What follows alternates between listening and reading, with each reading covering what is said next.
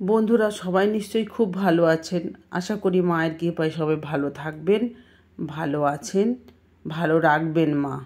জয় মা ভবতারিণী, জয় মা তারা, জয় মা কালীর জয়।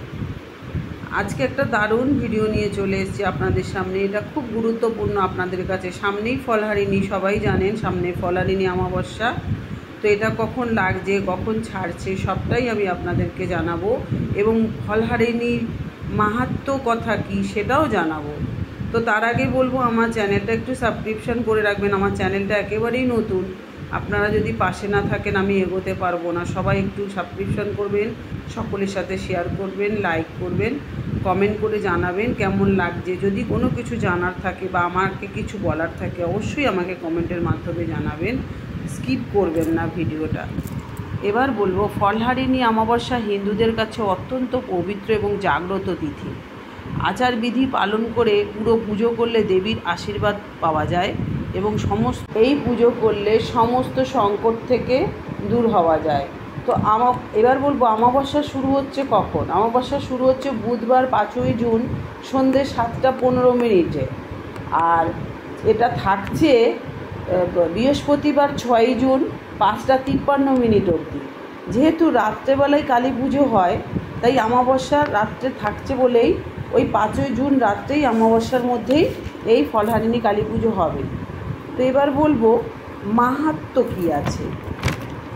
সেবাপীঠের মাতৃমন্দিরের আচার্য স্বামী বেদানন্দ মহারাজ লিখেছেন যে জ্যৈষ্ঠ মাসের অমাবস্যা তিথিতে মা কালী মাতৃরূপে পূজিতা হন।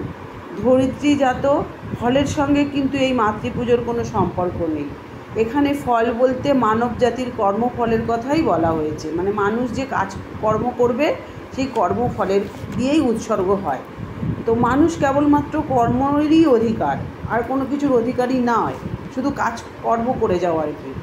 কিন্তু ওই সমস্ত কর্মসমূহের ফল দান করার অধিকারিণী একমাত্র বিধাতা স্বরূপ দেবী মা কালিকা। কর্ম বা কাজ করলে আমরা সুকর্ম ও কুকর্ম দুটোরই আমরা অধিকারী বা দুটোই আমরা করে থাকি। আর এই দিনেই মা স্বয়ং ভক্তদের সুকর্মের জন্য আশীর্বাদ প্রদান করেন।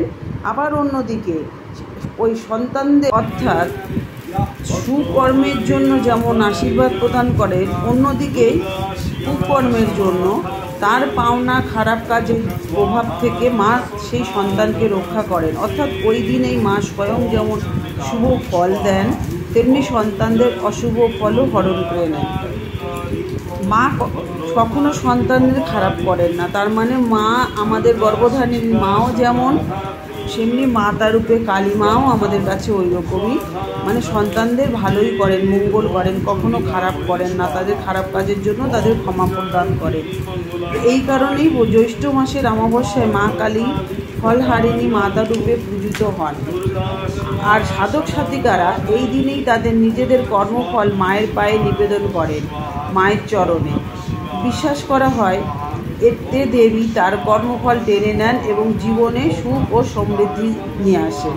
আবার এই দিনে আরেকটা রীতি আছে, যেটা হলো ভক্তরা অনেকেই মনস্কামনা পূর্ণ করার জন্য একটা ফল মানত করেন।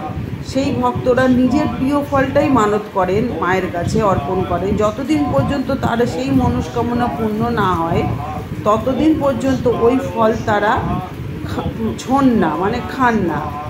মনোবাসনা পূরণ হলে তবেই সেই ফল তারা ছুঁয়ে থাকেন। তবে আর একটা বিশেষ তাৎপর্য আছে এই দিনে হচ্ছে মা শারদাকে আমাদের ঠাকুর পুজো করেছিলেন।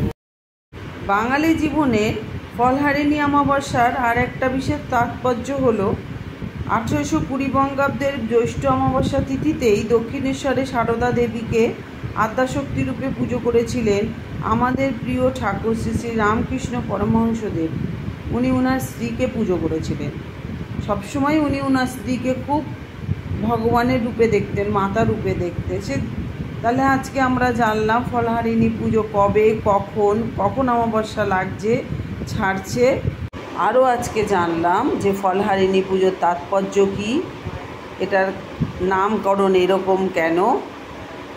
তো সবাই নিজের মনোবাসনা পূর্ণ করার জন্য খুব মন দিয়ে মায়ের পুজো করুন, যার যেরকম ফল উৎসর্গ করার মাকে করুন, মনস্কামনা হয়ে গেলে, পূর্ণ হয়ে গেলে সেই ফল আবার খাবেন 1 বছরের জন্য, আর এই ফল খাবেন না। তো মায়ের কৃপায় সবাই ভালো থাকুন, ভবতারিণীর কৃপায় সবাই সুস্থ থাকুন, সবাই এনজয় করুন এই ফলান্ডি পুজো, আনন্দে থাকুন, ভালো থাকুন। জয় মা তারা, জয় মা কালী, জয় মা ভবতারিণী।